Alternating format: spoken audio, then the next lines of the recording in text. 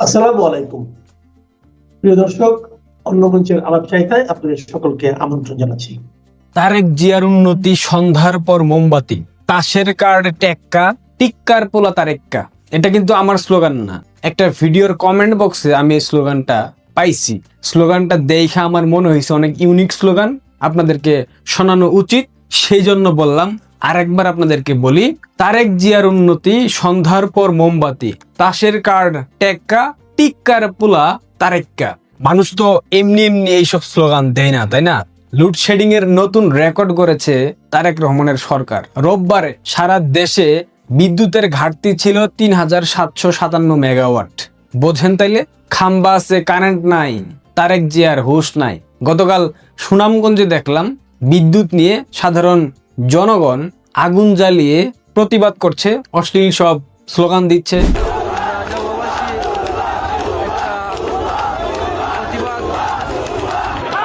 বিদ্যুৎ বাংলাদেশে আসবেও না, ওইটা নিয়ে বইলা আসলে সময় নষ্ট করে লাভ নাই, কারণ এই সরকার কোনোভাবেই বিদ্যুতের চাহিদা ঘাটতি মেটাতে পারবে না। আপনাদেরকে পুরনো একটা ইতিহাস মনে করিয়ে দিতে চাই। আলোচিত ১/১১ 111 কেন হয়েছিল? 111 হয়েছিল বিএনপির অপকর্মের কারণে। প্রধান বিচারপতি কে এম হাসানের বয়স জালিয়াতি করে তাকে তত্ত্বাবধায়ক সরকারের প্রধান বানানোর যে চেষ্টা করেছিল বিএনপি, সেই চেষ্টা শেষ পর্যন্ত সফল হয়নি। পরবর্তীতে সেই পরিস্থিতি অন্যদিকে মোড় নেয় এবং 111 বাংলাদেশে চলে আসে। 111 এর আগে বিএনপি ক্ষমতায় ছিল। বাংলাদেশের ইতিহাসে প্রথমবার বঙ্গবন্ধু কন্যা শেখ হাসিনা 1996 সালে ক্ষমতায় আসার পর 2001 সালে বিজয় মিছিল করে বাংলাদেশে ক্ষমতা হস্তান্তর করেন। স্বাধীনতা পরবর্তী বাংলাদেশের ইতিহাসে একটাই ছিল এরকম উদাহরণ যে শান্তিপূর্ণ উপায়ে বিজয় মিছিলের মাধ্যমে ক্ষমতা হস্তান্তর করেছিল বঙ্গবন্ধুর কন্যা শেখ হাসিনা। ওই যে বিএনপি 2006 সালে ক্ষমতায় আসবে আবার, কিন্তু 111 হলো। 111 এর সময় তারেক রহমানের মা অর্থাৎ হাদি এবং মেরুদণ্ডের হাড় ভেঙে দিয়েছিল কারা? সেনাবাহিনীর কর্মকর্তারা। তাদের মধ্যে একজন ছিলেন লেফটেন্যান্ট মাসুদ উদ্দিন চৌধুরী, যাকে 23 মার্চ ঢাকা থেকে ডিবি দিয়ে গ্রেফতার করানো হয়েছে। তারেক রহমান ক্ষমতায় গেল 12 ফেব্রুয়ারি, আর লেফটেন্যান্ট জেনারেল মাসুদ উদ্দিন চৌধুরীকে 23 মার্চ গ্রেফতার করিয়েছে। এবং বাকি যারা 111 এর কুশীলব আছে তাদেরকেও খুঁজতেছে। ফখরুদ্দিন, মইনু আহমেদ, তারা তো দেশে নাই। এছাড়াও আরো যারা 111 এর কুশীলব ছিল তাদেরকে প্রচন্ড তৎপরতার সাথে খোঁজা হচ্ছে, চিরুনি অভিযান চালানো হচ্ছে, তারা কেউ বাংলাদেশে আছে কিনা। তাহলে বুঝেন তারেক রহমান কতটা প্রতিহিংসা পরায়ণ, তারেক রহমান কতটা জঘন্য মন মানসিকতার। আপনারা কি জানেন ১/১১ সরকার তারেককে হত্যা করতে চেয়েছিল? অর্থাৎ ফখরুদ্দিন, মইনু আহমেদের সরকারের যারা পাকিস্তানপন্থী সেনাবাহিনী ছিল, যারা তুর্কির সাথে লিয়াজু মেইনটেইন করতো, সেই সেনা কর্মকর্তারা তারেক রহমানকে হত্যা করতে চেয়েছিল। জানেন তারেক রহমান যা করেছিল? গ্রেনেড হামলা, 10 ট্রাক অস্ত্র, এমনকি হাওয়া ভবন প্রতিষ্ঠার মাধ্যমে বাংলাদেশকে ধ্বংসের দিকে ঠেলে দিয়েছিল। তৎকালীন সময়ে এই তারেক রহমানকে বাঁচিয়েছিল ভারত, বাঁচিয়েছিল র। পরবর্তীতে র এর একটা অংশ সেনাবাহিনীর সাথে সমঝোতার মাধ্যমে, অর্থাৎ ভারত সরকার সেনাবাহিনীর সাথে, বাংলাদেশ সেনাবাহিনীর সাথে সমঝোতার মাধ্যমে তারেক রহমানকে চিকিৎসার কথা বলে মুচলেখা দিয়ে লন্ডন পাঠাতে সহায়তা করেছিল ভারতবর্ষ। তারেকের জীবন এখনো কিন্তু শঙ্কায়, আপনারা জানেন। মুল্লা মিলিটারি অ্যালায়েন্স অর্থাৎ জামাত, পাকিস্তানপন্থী সেনাবাহিনী, জঙ্গি এবং তুর্কি একজোট হয়েছে তারেককে হত্যা করতে হবে। কারণ তারেককে হত্যা করতে পারলে এই মুহূর্তে বাংলাদেশের ক্ষমতায় যাওয়া জামাতের জন্য মামুলি বিষয়, এটা জামাত এবং পাকিস্তানপন্থী সেনাবাহিনী মনে করে। যার কারণে তারা আপ্রাণ চেষ্টা চালাচ্ছে। তুর্কির গোয়েন্দা সংস্থা, লস্করে তৈয়বা, জৈশে মোহাম্মদ, আল কায়দা, আইসিস, বাংলাদেশ সেনাবাহিনী, জামায়াত ইসলামী, এরা সবাই মিলে সম্মিলিতভাবে তারেককে হত্যা করতে চায়। তারেক রহমান এই মুল্লা মিলিটারি অ্যালায়েন্সের ভয়ে কিন্তু 5 আগস্টের পর তৎক্ষণাৎ বাংলাদেশে প্রবেশ করতে পারে নাই। তৎক্ষণাৎ তার বিরুদ্ধে যতগুলা মামলা ছিল সেগুলাও খারিজ করা হয় নাই। তারেক রহমান বাংলাদেশে 17 মাস আসে নাই, কারণ সে জানতো তাকে টপকে দেওয়া হবে। পরবর্তীতে এই ক্ষেত্রেও তারেককে সহায়তা করেছে ভারত। ভারত এবং রাশিয়া তুর্কির সাথে সমঝোতার মাধ্যমে তারেককে বাংলাদেশে ফিরিয়ে এনেছে। তারেক প্রধানমন্ত্রী হয়েছে, কিন্তু প্রধানমন্ত্রী হয়ে ইন্ডিয়ার সাথে ধরতে গেলে পল্টি নিয়েছে। ওই যে রক্তে সমস্যা, বুঝেন নাই? করাচির রক্ত, সে তো বাংলাদেশের রক্ত না, সে তো গাদ্দারি করবে, বেইমানি করবে, পোল্টিবাজি করবে, সেটা তো স্বাভাবিক। 1/11-এর সময় ভারতের সহায়তায় বাংলাদেশ থেকে চলে গেল লন্ডনে, লন্ডনে গিয়া ভারত বিরোধী স্লোগান দেয়, দিল্লিও না পিন্ডিও না, সবার আগে বাংলাদেশ, কিন্তু বাংলাদেশের প্রধানমন্ত্রী হইয়া পিন্ডির সাথে পিরিত করে। এটা হচ্ছে তারেকের চরিত্র। তারেকের মা যেমন কথা একটা বলতো, কাজ আর একটা করতো, পিতা যেমন 2 নাম্বার ছিল, বলতো একটা করতো আরেকটা, একইভাবে তারেক রহমান। ওই যে বললাম না, পিন্ডির রক্ত যার শরীরে বহমান, সে তো দুর্নীতি করবেই, সে তো 2 নাম্বারই করবে, সে তো দ্বিচারিতা করবে, এটা খুব স্বাভাবিক বিষয়, তাই না? যাই হোক, তারেককে জানে বাঁচাইছে। 5 আগস্টের পর 17 মাস পর বাংলাদেশে আইসা প্রধানমন্ত্রী হয়েছে। এবার তারেক যখন বুঝতে পারছে মোল্লা মিলিটারি অ্যালায়েন্স তুর্কির সাথে সমঝোতার মাধ্যমে আবারও তাকে হত্যা করতে চায়, তারা বাংলাদেশের ক্ষমতায় আসতে চায়, ঠিক সেই সময় তারেক রহমান ভারতের কাছে সহায়তা চেয়েছে। ডিপ্লোমেসিতে একটা ব্যাপার থাকে, ডাবল স্ট্যান্ডার্ড পলিসি, অর্থাৎ আপনি মুখে একটা বলবেন, আড়ালে করবেন আরেকটা কাজ, অর্থাৎ আপনার কথা এক, নীতি আরেক। আর এইটা তারেক রহমান চমৎকার ভাবে করতে পারে। উপরে সারাদিন ভারতকে গালিগালাজ করে, ভারতের বিরুদ্ধে স্লোগান দেয়, ভারত স্বৈরাচারের দোসর, ভারত স্বৈরাচারের আশ্রয় প্রশ্রয়দাতা, কিন্তু রাতের আধারে ভারতের কাছে প্রাণ ভিক্ষা চায়, রাতের আধারে ভারতের কাছে বাংলাদেশের অর্থনীতিকে টিকিয়ে রাখার জন্য বাণিজ্য করতে চায়, ভারত থেকে তেল গ্যাস আনতে চায়, ভারত থেকে কাঁচামরিচ পেঁয়াজ না আসলে বাংলাদেশ চলে না। রাতের আধারে তারেক রহমানের সরকার ভারতের কাছে হাত পেতে বলে, দাদা পেছন মারেন তবু বাণিজ্য বন্ধ করেন না, বাণিজ্য বন্ধ করলে না খেয়ে মরবে বাংলার মানুষ, আমাকে জুতা পেটা করে বাংলাদেশ থেকে তাড়াবে। এমনকি ব্রিক্স সম্মেলনে তারেক যাচ্ছে, লিখে রাখতে পারেন, তারেক যাচ্ছে। সবচেয়ে বড় কথা হলো, এই কথাগুলা কেন বললাম, কারণ রয়ের চিফ পরাগ জৈন তিনি একাধিক উদ্দেশ্য নিয়ে বাংলাদেশ সফরে গিয়েছেন। এই মুহূর্তে তিনি কিন্তু বাংলাদেশে অবস্থান করছেন। একাধিক উদ্দেশ্যের মধ্যে একটা গুরুত্বপূর্ণ উদ্দেশ্য হলো তারেকের নিরাপত্তা নিশ্চিত করা। কারণ এই মুহূর্তে তারেককে মেরে ফেললে জামাত যদি ক্ষমতার মসনদে অধিষ্ঠিত হয়, সেটা নিঃসন্দেহে ভারতের উত্তর পূর্বাঞ্চলীয় যে রাজ্যগুলো আছে, 7 সিস্টার্স, চিকেন স্নেক, এইটা হুমকির মধ্যে পড়ে যাবে। তাই ভারত চাচ্ছে না জামায়াত বাংলাদেশে শক্তিশালী হোক, সে কারণেই তারেককে সহায়তার জন্য রয়ের চিফকে পাঠানো হয়েছে। এখানে অনেক উদ্দেশ্য আছে, আমি বলতেছি না শুধুমাত্র তারেকের নিরাপত্তা নিশ্চিত করার জন্য রয়ের চিফ বাংলাদেশে প্রবেশ করেছে। এখানে অনেকগুলা উদ্দেশ্যের মধ্যে একটা উদ্দেশ্য তারেকের নিরাপত্তা নিশ্চিত করা। শুধুমাত্র রয়ের চিফ একা আসেন নাই, ওনার সাথে আরো কয়েকজন চৌকস অফিসার এই মুহূর্তে বাংলাদেশে অবস্থান করছেন। এমনকি এই মুহূর্তে এখনো মার্কিন নেভির একজন সর্বোচ্চ অফিসার এবং মার্কিন গোয়েন্দা সংস্থার একাধিক অফিসার হোটেল ওয়েস্টিনে অবস্থান করছে। তাদের সাথে রয়ের চিফের বৈঠক হবার একটা কথা আছে, এখনো হয়েছে কিনা সেটা আমি জানি না, আমার কাছে সেই তথ্য নাই। মজার বিষয়, রয়ের চিফ বাংলাদেশ সফরে গিয়েছেন ডিজিএফআই, বাংলাদেশের গোয়েন্দা সংস্থা, যারা কাজের কাজ কিছু করতে পারে না, শুধুমাত্র নিজের দেশের দলীয় নেতাকর্মীদের, অর্থাৎ বিভিন্ন রাজনৈতিক দলের নেতাকর্মীদেরকে গ্রেফতার করবে, গুম করবে, নির্যাতন করবে, কাউকে থ্রেট দেবে, অ্যাক্টিভিজম যারা করে তাদেরকে থ্রেট দেবে। এইটাই ডিজিএফআই এর কাজ। ডিজিএফআই এর থেকে বেশি কিছু করতে পারে না, আমরা ইতিহাস দেখি নাই। ডিজিএফআই এর নিমন্ত্রণে রয়ের চিফ তার আরো কয়েকজন অফিসার নিয়ে বাংলাদেশ সফরে গিয়েছে, কারণ ডিজিএফআই ব্যর্থ। আবার হতে পারে তারেক ভারত অক্ষে ঢুকে গেলে ডিজিএফআই এর যে পাকিস্তানপন্থী অফিসাররা আছে তারা তারেকের বিপক্ষে চলে যাবে। সেজন্য বাংলাদেশপন্থী ডিজিএফআই এর যেসব অফিসার আছে কিংবা বিএনপি পন্থী, তারা তারেককে রক্ষা করতে চাইছে। সে কারণে হয়তো রয়ের চিফকে আমন্ত্রণ জানানো হয়েছে, কারণ ডিজিএফআই এর চিফ তো এই মুহূর্তে বিএনপি পন্থী, সুতরাং বিএনপি পন্থী চিফ কখনোই চাইবে না তারেকের ক্ষতি হোক। সেই জায়গা থেকে চিফ চিফ খেলা হচ্ছে, সব খেলার সবচেয়ে বড় খেলা। এটা আপনাদের দেখতে হবে, এটা না দেখলে অনেক কিছু মিস করবেন। চলেন একটা স্ট্যাটাস পরে শোনাই। মেঘ না চাইতেই বৃষ্টি, শহীদ উসমান হাদি হত্যার সাথে সরাসরি জড়িত ভারতের র এর প্রধান ঢাকায় অবস্থান করছেন। অতি দ্রুত একে আটক করে জিজ্ঞাসাবাদ করতে হবে। শহীদ উসমান হাদির খুনি ফয়সাল আলমগীর এরা কোথায় আছে, ভারতের কারাগারে নাকি অন্য কোথাও, তা বের করতে হবে। জাহাঙ্গীর, ফয়সাল এবং আলমগীরকে ভারত থেকে বাংলাদেশে ফেরত দিলেই র এর প্রধানকে ভারত ফেরত পাবে। অনেক ইমোশনাল হয়ে গেছি ভাই। বাংলাদেশের দ্বিতীয় জাতির পিতা শহীদ শরীফ উসমান হাদি, উসমান হাদি ভাইয়ের আপন বড় বোন ফেসবুকে স্ট্যাটাসটা দিয়েছেন। তিনি বলেছেন উসমান হাদি হত্যার সাথে রয়ের চিফ সরাসরি জড়িত, তিনি বাংলাদেশে আছেন, তাকে আটক করে গ্রেফতার করে জিজ্ঞাসাবাদ করতে হবে। ইমোশনাল হয়ে গেছি ভাই। এবং হাদির যারা হত্যাকারী তাদেরকে বাংলাদেশে যখন ভারত ফেরত দেবে তখন রয়ের চিফকে বাংলাদেশ ভারতে ফেরত দেবে। অনেক ইমোশনাল হয়ে গেছি ভাই। জনাব তারেক রহমান, প্লিজ আপনি হাদি আপুর, দুঃখিত, হাদি ভাইয়ের বোনের যে দাবি সেটা পালন করেন। মেনে নেন, অনেক উপকার হবে, বিশ্বাস করেন। কি বলবো বলেন, রয়ের চিফ তার কাছে বাংলাদেশকে লিখে দেওয়ার জন্য তারেক রহমানের মোটেও উচিত হয়নি। রয়ের চিফকে গ্রেফতার করার তীব্র দাবি রয়ের চিফকে গ্রেফতার করার তীব্র দাবি জানাচ্ছি। ইনকিলাব জিন্দাবাদ। আসসালামু আলাইকুম রহমতুল্লাহি ওয়া বারাকাতুহু। সম্মানিত দর্শক, শেখ হাসিনা ভারতের অবস্থান নিয়ে বাংলাদেশ এবং ভারতে মিশ্র প্রতিক্রিয়া রয়েছে। বাংলাদেশের বহু সংখ্যক মানুষ যেমন মনে করছেন যে শেখ হাসিনা তিনি সেখানে রাজকীয় মেহমান রূপে আছেন,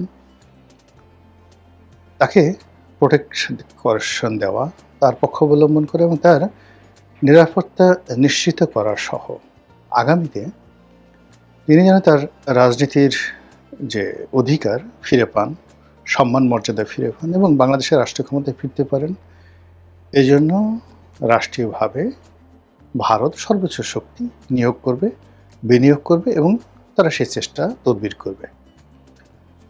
আবার এর প্রতিকূলে তিন ধরনের মানুষ আছে। এক ধরনের মানুষ মনে করছে যে ভারত এই কাজটি করেছে, অর্থাৎ শেখ হাসিনাকে যে আশ্রয় দিয়ে সেটা খুব মন্দ কাজ করেছে, এই পর্যন্ত বলে তারা চুপচাপ থাকেন। আর এক পক্ষ মনে করছে যে শেখ হাসিনা সেখানে বেছে নেই, ভারত নিতান্ত বাধ্য হয়ে তাকে সেখানে আশ্রয় দিয়েছে। কিন্তু যে কোনো কারণে হোক না কেন, এখন তার যে বাঁচিয়ে রাখা বা তার মৃত্যুর খবর গোপন রাখা, এটা ভারতের জন্য ফরজ হয়ে গেছে, ভারত এই কাজগুলো করছে। এই ধরনের মানুষ আছে, তারা চিন্তা করছেন। আরেক ধরনের মানুষ আছেন, তারা বলছেন যে ভারত মূলত শেখ হাসিনাকে ট্রাম্প কার্ড হিসেবে ব্যবহার করছে। বিশেষ করে বিএনপি, জামাত, এনসিপির যারা নেতৃবৃন্দ, তারা মনে করছে যে ভারত মূলত শেখ হাসিনাকে আজ ট্রাম্প কার্ড হিসেবে তাদের বিরুদ্ধে ব্যবহার করছে। ভারত চাচ্ছে সরকারের সঙ্গে একটা বার্গেনিং করার জন্য। বাংলাদেশের সঙ্গে ভারতের ইতিপূর্বে যে সকল চুক্তি রয়েছে সেই সকল চুক্তি যেন সরকার বাতিল না করে। 2 নম্বর হলো যে বাংলাদেশের সঙ্গে ভারতের যে চলমান সম্পর্কগুলো রয়েছে এবং ভারতের এখানে কিছু চাওয়া পাওয়া আছে, বিশেষ করে জঙ্গিবাদ, তারপর এখানে বাংলাদেশে চীনের উপস্থিতি এবং আধিপত্যবাদ, চীনের বিনিয়োগ এবং একই সঙ্গে ভারতের সঙ্গে যে সকল করিডোর রয়েছে এবং ভারতের যে সকল বিদ্রোহী গ্রুপ রয়েছে, সেই বিদ্রোহী গ্রুপগুলোকে যেন বাংলাদেশের মাটি থেকে প্রমোট করা না হয়, এ ব্যাপারে ভারত বাংলাদেশের পক্ষ থেকে একটা স্ট্রং সাপোর্ট তারা চাচ্ছে। যে সাপোর্টটি একসিটিভাবে তারা 2009 থেকে একেবারে 2024 পর্যন্ত চোখ বুঝে তারা এটা পেয়েছিল, আদায় করেছিল শেখ হাসিনার মাধ্যমে। কাজেই শেখ হাসিনাকে ব্যবহার করে মূলত ভারত এই বার্গেনিংটা করছে। এটা হতে পারে, নাও হতে পারে, কিন্তু মূল যে ব্যাপারটি সেটা হলো রাজনীতিবিদদের নিয়ে রাজনৈতিক বিচার থাকবে, বিশ্লেষণ থাকবে, যেটিকে আমরা ইংরেজিতে বলি স্পেকুলেশন, সেটা থাকবে, স্বাভাবিক ব্যাপার। কিন্তু সমাজের যারা বুদ্ধিজীবী, তারা যদি ইন্টেলেকচুয়ালি করাপ্টেড হয়ে যায়, তারপরে রাষ্ট্রের চতুর্থ স্তম্ভ বলে বিবেচিত সংবাদপত্রগুলো যখন কোনো একটি সংবাদকে ধামাচাপা দেয় এবং নতুন একটি সংবাদ তৈরি করে, তখন সেটি পুরো রাষ্ট্র ব্যবস্থাকে, রাষ্ট্রের বিধি ব্যবস্থাকে, রাষ্ট্রের স্বাধীনতা এবং সার্বভৌমত্বকে হুমকির মুখে ফেলে দেয়। শেখ হাসিনার পতনের যে সকল মূল কারণ ছিল, যেগুলো ধীরে ধীরে ধীরে ধীরে ধীরে তাকে পতনের দিকে নিয়ে গেছে, এই কাজটি শুরু করেছিল সাংবাদিকরা।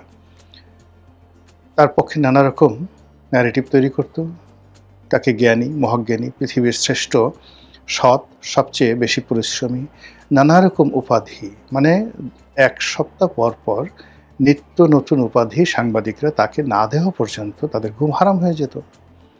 অধিকন্তু যখন তিনি সংবাদ সম্মেলন করতেন, ওটা তার একটা মানসিক রোগে পরিণত হয়েছিল। সাংবাদিকরা সেখানে যেতেন, প্রশংসাসূচক বক্তব্য দিতেন, 3 ঘন্টা 4 ঘন্টা, সেখানে একটা it's a relaxation, just like a cinema. এরকম একটা ঘটনা গণভবনে ঘটত এবং এই ঘটনার ফলে ধীরে ধীরে ধীরে ধীরে তিনি সত্য থেকে বিচ্যুত হয়ে যান। তার যে সকল নেতাকর্মীরা তার সামনে গিয়ে সত্য উচ্চারণ করতেন, তাদেরকে তিনি শত্রু ভাবতে শুরু করেন এবং অনেকের জন্য গণভবনের দরজা বন্ধ হয়ে যায়। এরপর দ্বিতীয় স্তরে তার নেতাকর্মী, তার মন্ত্রী, তার এমপি, যাদের সঙ্গে তিনি নিয়মিত যোগাযোগ করতেন এবং সকলের আপা হিসাবে, বোন হিসাবে তিনি যে শ্রদ্ধার আসনটিতে ছিলেন, সেই জায়গা থেকে তিনি হয়ে গেলেন আমলাতন্ত্রের স্যার। তার প্রাইভেট সেক্রেটারি, তার এপিএস, তার প্রেস সেক্রেটারি, তার মুখ্য সচিব, তাদেরকে পাত্তা না দিয়ে, ডিজিএফআই প্রধানকে পাত্তা না দিয়ে, ওখানে যারা এসএসএফ এর কর্মকর্তা ছিলেন তাদেরকে ক্ষেত্র বিশেষে ঘুষ না দিয়ে অনেক মন্ত্রী এবং এমপি শেখ হাসিনার দরবারে উপস্থিত হতে পারতেন না। এবং শেষ দিকে দেখা গেল যে বেশিরভাগ মানুষ ওনার দলের একান্ত আপনজন দোয়া, কুনুত, আয়তাল কুরসি ইত্যাদি পড়ে বুকে ফু দিয়ে শেখ হাসিনার সামনে যেতেন। এর কারণ হলো যে কোনো কারণই হোক তার মধ্যে একটা ভাব জন্ম নিয়েছিল যে তিনি সবাইকে দয়া করছেন, তার সাহায্য নিয়ে তার দলের সব লোক বেঁচে আছে, তিনি বাংলাদেশের জন্য অপরিহার্য। তিনি যদি কারোর উপর থেকে দয়া উঠিয়ে নেন, মুহূর্তের মধ্যে সেই লোকটি যাকে বলা হয় শেষ হয়ে যাবে। এরপরের বক্তব্যটা হলো তার দলের বেশিরভাগ লোক নয়, সব লোক চোর এক্সেপ্ট সে। তিনি বলেছিলেন যে একমাত্র আমি ছাড়া এই দলের মধ্যে অন্য কেউ বিশ্বাসযোগ্য বা সৎ নেই। তো এই যে তার যে বক্তব্য, এই বক্তব্যের ফলে কি হলো, পুরো দলটিকে তিনি চোর বানিয়ে দিয়েছিলেন। এখন এই কথা তিনি কেন বলেছেন, কিভাবে বলেছেন, সেটা পরবর্তী ব্যাপার। কিন্তু এইভাবে যে এই যে দূরত্ব তার তৈরি হয়ে গেল নেতা এবং কর্মীর সঙ্গে, একেবারে শেষ সময়টা পর্যন্ত ইট ওয়াজ ফরমাল। এবং আজকের দিনে যে ঘটনাগুলো ঘটছে দিল্লিতে, কলকাতাতে, সব জায়গাতে, এটারই ধারাবাহিকতা। এখন যারা কাজকর্ম করছেন তারা মূলত পদ পদবি এবং মনে করছেন যে শেখ হাসিনা ছাড়া আমাদের আসলে কোনো রক্ষা নাই। শেখ হাসিনা আছে তো আমরা আছি, শেখ হাসিনা বেঁচে থাকলে আমরা বেঁচে থাকবো, না থাকলে থাকবো না। এবং এই লোকগুলোকে নিয়ে কেন্দ্র করে যদি কখনো শেখ হাসিনা বাংলাদেশে ফিরে আসেন, তার যে সফলতা এবং তার যে কর্মতৎপরতা অতীতের যে কোনো সময় আসছে আরও 100 গুণ খারাপ হয়ে যাবে। অন্যদিকে এই বাংলাদেশে যারা আছেন তারা প্রায় সবাই মোরাল ক্যারেজ হারিয়ে ফেলেছেন। সামনে এসে আমি আওয়ামী লীগ করি এই কথা বলে 32 নম্বরে গিয়ে সামনে দাঁড়াবে, বঙ্গবন্ধু অভিনীতে দাঁড়াবে, এমন কোনো শক্তি বাংলাদেশে নেই। No leaders, no workers. এরপর যদি ধরেন যে সবাইকে অর্গানাইজ করবে দেশের মধ্যে, আপনি 1000 কোটি টাকা দিয়েও কোনো নেতাকে, বাংলাদেশে যারা আছেন এই মুহূর্তে আওয়ামী লীগের অনেক নেতা আছেন যাদের ক্লিন ইমেজ আছে, এতে যদি তাদেরকে বলেনও যে ঠিক আছে তোমাকে সেক্রেটারি বানানো হলো, এমনকি তোমাকে সভাপতি বানানো হলো, তুমি আওয়ামী লীগের অফিস থেকে খুলো, এরকম সৎসাহসওয়ালা বাংলাদেশে একজন নেতা এই মুহূর্তে জেলের মধ্যেও নেই, জেলের বাইরেও নেই। তাহলে শেখ হাসিনার যে ভবিষ্যতের রাজনীতি, সেই রাজনীতিটা হতে হবে অলৌকিক, হতে হবে এমন চাপিয়ে দেওয়ার মতো। ভারত এসে চাপিয়ে দিল, বা বাংলাদেশে এরকম কোনো ঘটনা ঘটলো যে ঘটনার বিনিময়ে শেখ হাসিনার দেশে ফেরা বা তার উপস্থিতিটা অনিবার্য হয়ে পড়লো। কিন্তু যদি নর্মাল রাজনীতির যে ফেনোমেনা ধরেন, সেই ফেনোমেনাতে তার ফিরে আসা, রাজনীতির যাকে বলা হয় হাল ধরা, এটি আমরা ম্যাথমেটিক্যালি ক্যালকুলেশন করে বলতে পারবো না। তো এইভাবে যদি আপনি সব কিছু বলতেন বা বর্ণনা করতেন, সেটা একটা রাজনৈতিক বিশ্লেষণ হতো। কিন্তু বাংলাদেশের কিছু পত্রিকা এবং ভারতের মোদি বিরোধী, বিজেপি বিরোধী কিছু পত্রিকায় যেভাবে শেখ হাসিনাকে নিয়ে নির্মম এবং নিষ্ঠুর তুচ্ছ এবং তাচ্ছিল্য করছেন, যেভাবে তার সম্পর্কে মিথ্যা তথ্য ছড়াচ্ছেন এবং তাকে হেয় করতে গিয়ে মূলত অপতথ্য যেভাবে সামনে নিয়ে এসেছেন, এতে করে ভারত সরকার শেখ হাসিনার প্রতি তাদের যে সমর্থন, সেই সমর্থনটা আরও রেজিমেন্টাল হয়ে যাচ্ছে। 2 নম্বর হলো যে আওয়ামী লীগ এবং শেখ হাসিনার যে অস্তিত্ব, এটি প্রয়োজন অপ্রয়োজন বা যতটুকু আসুক, এদেরকে গুরুত্ব দেওয়ার জন্য সরকারের যে 6 সেন্স থাকা দরকার, এই অপপ্রচারের ফলে সেই 6 সেন্সগুলো নষ্ট হয়ে যাচ্ছে। যেমন ধরুন আপনার সামনে একটা গোকরা সাপ আছে বা একটা রয়্যাল বেঙ্গল টাইগার আছে, আশেপাশের সব লোক 200 থেকে 300 লোক দাঁড়ানো, সবাই বলল যে এই গোকরা সাপটা মূলত একটা কেঁচো। আপনার দৃষ্টি ভ্রম হয়েছে, আপনি ভুল দেখছেন। আর এই যে বাঘটা দেখছেন, এটা আসলে বাঘ না, এটা একটা মেসো বাঘ বা একটা বিড়াল।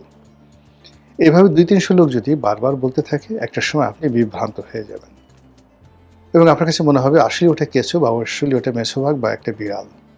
ফলে কি হলো, যখন আপনাকে গোকরা সাপ আক্রমণ করবে, মেসো বাঘ আক্রমণ করবে, আপনার দৃষ্টিতে আপনার দৌড় দিয়ে পালানোর মতো সময় বা হিম্মত আপনার থাকবে না।